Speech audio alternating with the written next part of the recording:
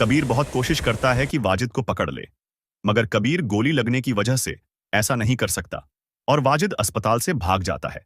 इसके बाद जब कबीर के भाई मोहबीन और वालदा को यह सब मालूम होता है, तो दोनों अस्पताल आते हैं और कबीर से पूछते हैं, क्या तुमने उस शख्स को पहचान लिया था जिसने तुम पर हमला किया?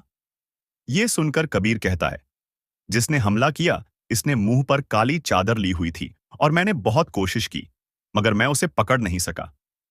ये सुनकर कबीर का भाई कहता है, क्या जिस शख्स ने तुम पर हमला किया, अगर वो तुम्हारे सामने आए तो तुम उसको पहचान लोगे।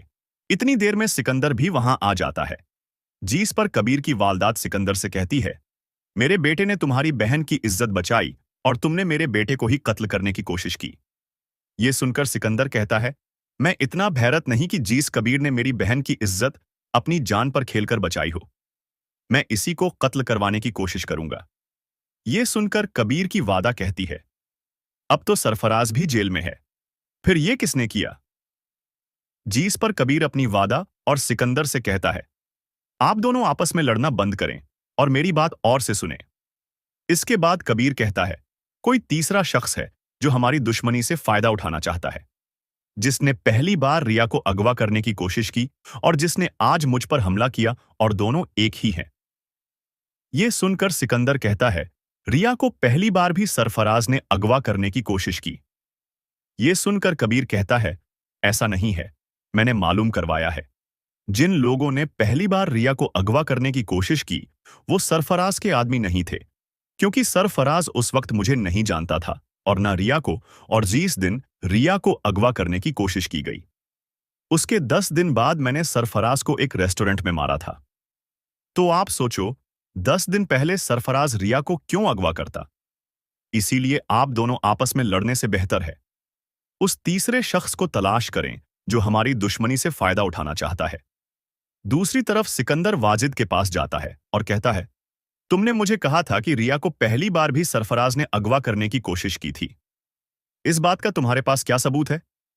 यह सुनकर वाजिद बहुत परेशान हो जाता है और कहता है, मैंने इसलिए कहा था कि सरफराज एक अयाज शख्स है और जिस रेस्टोरेंट में रिया गई थी वहां वो अक्सर जाता है, और सरफराज को जो लड़की अच्छी लगती थी, अगर वो सरफराज से दोस्ती ना करे तो सरफराज उसे अगवा करवा लेता था, और सरफराज ने ऐसा बहुत बार किया है।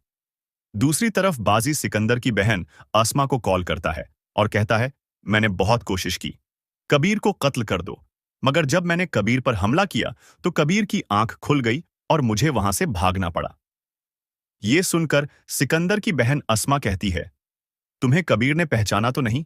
जिस पर वाजिद कहता है, नहीं, ऐसा कुछ नहीं हुआ, मगर कबीर का भाई मुबीन और तुम्हारा भाई सिकंदर मुझे तलाश कर रहे हैं और अस्पताल में लगे कैमरे की रिकॉर्डिंग भी चेक जरूर करेंगे, और तुम तब तक मुझे कॉल नहीं करोगी जब तक मैं तुम्हें कॉल ना करूं।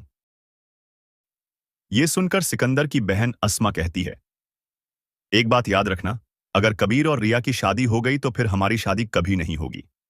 दूसरी तरफ रिया अपनी बहन और भाई को कहती है, मैं कबीर को देखने अस्पताल जाऊंगी और शादी भी कबीर से करूंगी। यह सुनकर रिया की बहन अस्मा कहती है, तुम ये मत भूलो कि कबीर हमारे बाप का कातिल है और कबीर की वजह से तुम्हें सरफराज ने अगवा किया ताकि वो कबीर से बदला ले सके। जिस पर रिया कहती है, जब सरफराज ने गन निकाली तो मेरा भाई भी खामोश हो गया और कबीर ने मेरी इज्जत बचाई, इसीलिए मैं कबीर से मिलने जाऊंगी। आपको हमारी वीडियो अच्छी लगे तो लाइक, कोर्स, कॉमर्स जरूर करें। नीम से मोहब्बत ड्रामे का आने वाला एपिसोड तो बहुत ही धमाकेदार होने वाला है, क्योंकि आने वाले एपिसोड में हम देखे हैं कि अभी साहब सलमान साहब से आरशी का रिश्ता मांगेंगे।